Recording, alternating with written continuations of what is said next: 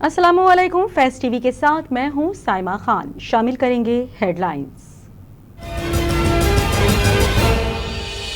मुस्लिम league नून की नायब सदर मरियम नवाज ने अदालत से अपना पासपोर्ट वसूल कर लिया। मुस्लिम लीग नून की नायब सदर मरियम नवाज अपना पासपोर्ट वसूल करने लाहौर हाई कोर्ट पहुंची, जहां से उन्होंने अपना पासपोर्ट वसूल किया। सुप्रीम कोर्ट में नैब तरामीम के खिलाफ इमरान खान की दरख्वास्त पर समाअत हुई। चीफ जस्टिस ने रिमार्क्स दिए कि सुप्रीम कोर्ट मुकदमे की रोजाना की बुनियाद पर समाअत करेगी। मजीद रिमार्क्स दिए कि नैब ने कहा था वो अटॉर्नी जनरल के दलाइल को अपनाएंगे, सिर्फ बुनियादी हुकूक और आइन की खिलाफ वर्जी को देखना है। मुस्लिम लीग नून के रहनुमा अता तारण ने कहा है कि चेयरमैन पाकिस्तान तहरीक इंसाफ इमरान खान ने सियासत चमकाने के लिए रियासत दांव पर लगा दी। प्रेस कॉन्फ्रेंस करते हुए मजीद कहा कि इमरान खान को सैलाब मुतासिरीन की परवाह नहीं, उन्हें सिर्फ अपनी सियासत की फिक्र है। साबिक विफाकी वजीर इत्तलात और पाकिस्तान तहरीक इंसाफ के रहनुमा फवाद चौधरी ने कहा है कि मुल्जिमान ही अपने लिए कानून बना रहे हैं।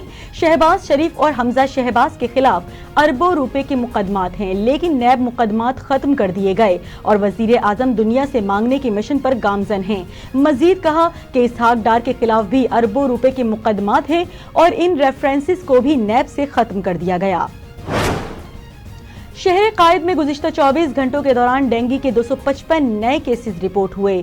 सिंध के महकमा सेहत के मुताबिक जिले शर्की में 78, जिले वस्ती में 64, जिले जनूबी में 39, जिले कोरंगी में 29, जिले मलीर में 26, जिले गरबी में 12 और जिले किमाड़ी में 7 केसेस रिकॉर्ड किए गए।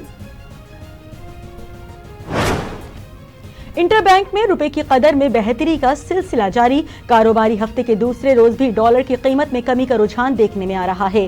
फॉरेक्स डीलर्स एसोसिएशन के मुताबिक इंटरबैंक में डॉलर 2 रुपए 29 पैसे तक सस्ता हो गया। डॉलर इंटरबैंक में 225 रुपए की सतह पर पहुंच गया।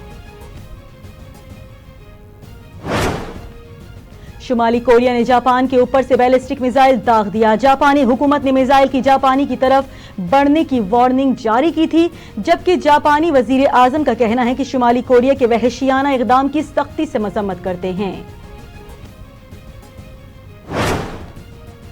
ईरान में जारी मुजाहिरों पर अमरीकी सदर जो बाइडन का रद्द अमल सामने आ गया। अमरीकी सदर ने कहा कि अमरीका ईरानी खवातीन के साथ खड़ा है।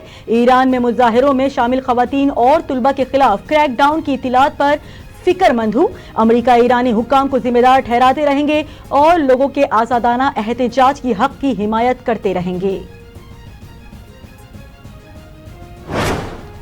पाकिस्तान क्रिकेट टीम सह मुल्की सीरीज के लिए न्यूजीलैंड पहुंच गई। सीरीज में पाकिस्तान और बांग्लादेश के अलावा मेजबान न्यूजीलैंड की टीमें शिरकत कर रही हैं। सह फरीकी सीरीज के तमाम मैचेस क्राइस्टचर्च में खेले जाएंगे।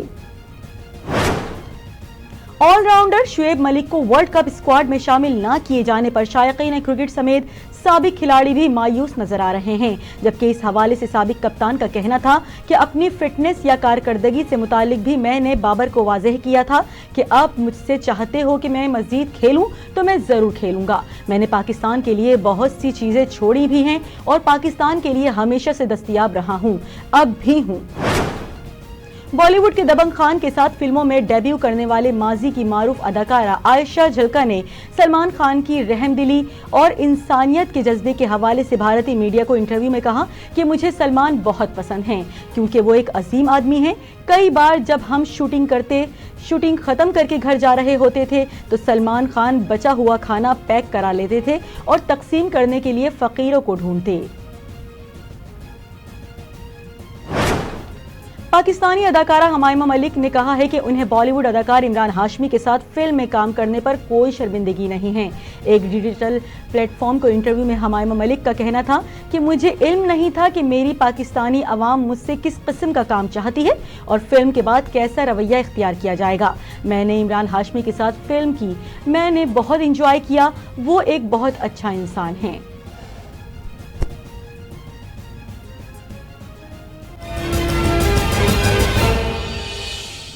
हेडलाइंस आपने मुलाहिजा की और इसी के साथ ही न्यूज़ स्टूडियो से फिल वक्त इतना ही। मज़ीद खबरों और अपडेट्स के लिए देखते रहिए फैज़ टीवी।